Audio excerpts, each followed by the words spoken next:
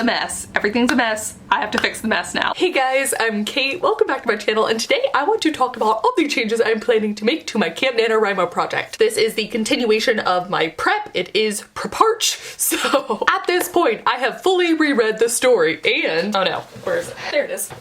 I didn't really film the rereading because frankly, I'm tired of rereading stuff. So instead, I just thought I would make a whole bunch of notes about my project. And oh boy, did I. 1 page, 2 page, 3.5 pages of notes. Now, before I dive into too much depth, I want to give a quick history of Murder Mystery Tennessee, namely the fact that it's not actually saved as Murder Mystery Tennessee on my computer. This caused me, I cannot tell you how much panic. I searched for like 5 whole minutes before I slowly put together that what I had saved as Cyber Stalker Sleuth was in fact what I've been referring to as Murder Mystery Tennessee for over a year. Why did I not rename it? Why did I save it Cyber Stalker Sleuth? When did it change from Cyber Stalker Sleuth to Murder Mystery Tennessee? The world may never know. I also want to throw some dates at you because I made a video in fall of 2018 talking about how I was obsessed with this story. It all came pouring out in like the span of 3 weeks. I did not touch this story again until March 2019, where I worked on the second draft, and now again an entire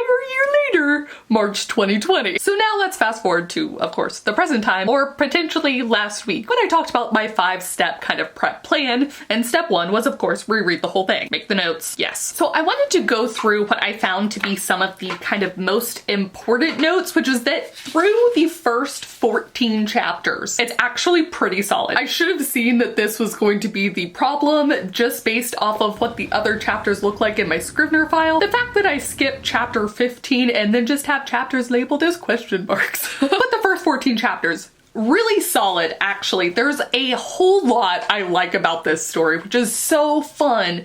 And all of the stuff I need to do in those first 14 chapters kind of amount to like little changes, just kind of tweaks to ultimately make it better, not really big structural changes. I did make a note like in chapter 5, chapter 3, and chapter 14, where there are some pretty substantial references to Nashville that I need to come up with. Not just roads, but like the vibe of the roads, the vibe of the area. Some of this is like new money versus old money, all that sort of stuff. But speaking of chapter 14, when the problem begins, the main thing is this freaking tense change. I went from telling the story entirely in past tense to present tense because I am an idiot. And then the rest of the story is told from present tense.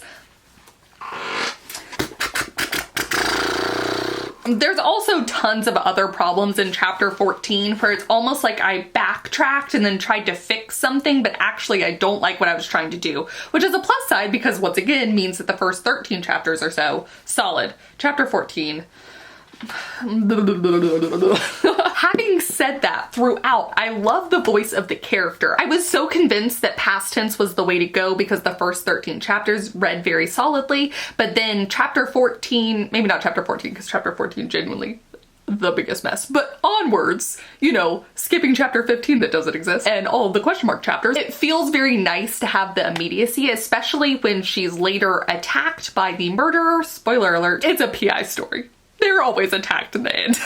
And there's something really nice about having that present tense voice. So this is where we are right now, which is that I'm going to look on my shelves for any sort of like murder mystery type stories I have, anything that involves PIs, and kind of try and place what tense they are told in. I am fully sold on first person though, so before I started my reread, I thought maybe I should do third. No, first it is, it's good. That part's solid. Let us move to the shelves. Now, while mine is not fantastical in any way, the Dresden Files do handle sort of a PI/detective, so we're gonna plop that down. And then this Meg Cabot series is also sort of accidental PI/detective, and it is closer to like the merging of a women's fiction almost. So finally, once upon a time, I had the alphabet books, which I might not have anymore. Did I get rid of those? Because they are easily found at the library. I'm just gonna flip. I went to my lab and started cleaning off my summoning circle. I came rushing back into myself all at once. Admittedly, Sonia said a few minutes later. Okay, That is first person past. And this one I'm 99% sure, as I read all of it, is first person present. 1621, I reply without checking the roster. Weasels, I say, not in the least surprised. Yep, okay, that's what I thought. I found it. Okay. Myrna took in the request, murmured something inaudible, and withdrew from the room. Christy shook her head. He slammed the door. Okay, we're in past. Then, once upon a time, I really liked the Janet Ivanovich books. I'd argue that this might be the closest comparable if you took more a skilled cyber stalker person, but like the youngish woman is the protagonist. Oh boy, Morelli said. Later, babe, Ranger said. Dang, Lula said. Okay, so we're past. Now, I remember talking with my friend Emily Boerne, and she said that she doesn't understand the first person past because of the way that the story would be told. It just doesn't make sense in her head. I think this is a reminder that first person past, for me and for the genre, will work just fine. Of course, the Meg Cabot story was an example of first person present working just fine too. But I think I'm gonna stick with past. It gave me the confidence boost I needed. Also, that means I don't have to change 13 chapters.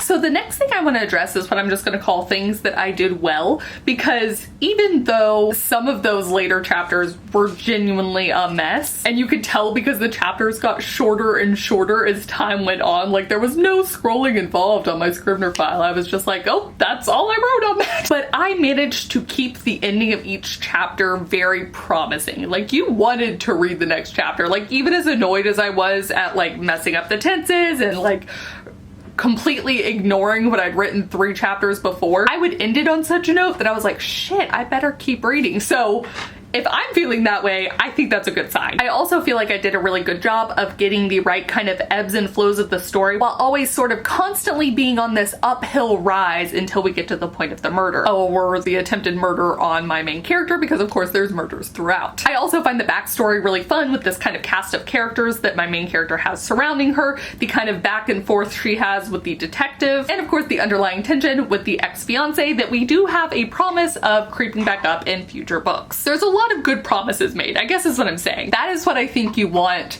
for a sort of murder mystery type of series, because you're interested in the actual murder and the mystery that's being uncovered, but really you're staying there because you like the main character and you're intrigued about their personal story too. So I think I got that part down. That being said, I would say that chapter 13 covers maybe the first 40% of the book? 40 to 60% of the book.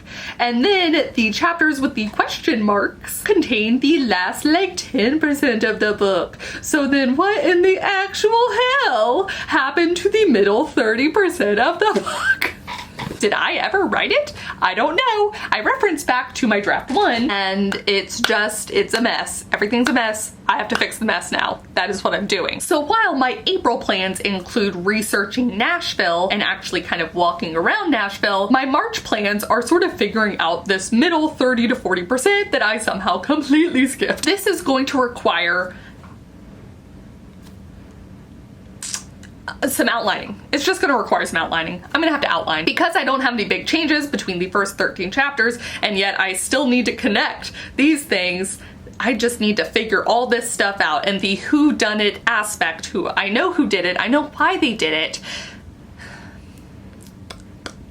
but it needs to be fixed. And also because of course this main murder story isn't the only one that my accidental PI is sort of investigating, I have to make sure that the other ones kind of loop in. Oh, that was the biggest surprise to me. I'd forgotten how I looped in what she was doing in her PI world with this murder. It's so funny because I did not expect that to be the connection at all. And I was like, wow, you're kind of smart. Like if I read that in a book, I'd be like, oh, I see what you did there. But I did it. Anyways, lots of good, lots and lots of work still needed. As of today, it is March 13th, and I will not be working on this anymore today because I just finished reading it today and I have other plans. So that leaves me with like 2.5 weeks. I have 2.5 weeks to outline this story and fix all of the problems that are there. Wish me luck! We're gonna restructure this novel. We're gonna rip it a fucking apart. Yeah. Alright, please do comment down below Let me know how your Camp NaNoWriMo prep is going. Let me know if you're still as excited about the story you picked out at the beginning of March as you are now, or do you think you might be changing projects even? Because that is always a possibility. I am definitely someone who has prepped for a project and then changed my mind at the stroke of midnight. So, no judgment here. Please do let me know. But that is gonna be it for me. Thank you guys so much for watching. Thank you especially to some of my new patrons this month. Spencer Hoadley, Gina V, Iron Sparks, Katie Higgins, Taylor, Haley Haggerty, and Dagmara. And I will see you all very soon with a new video. Bye! The alphabet books. So much hair, geez. This might be a case for Google. Okay.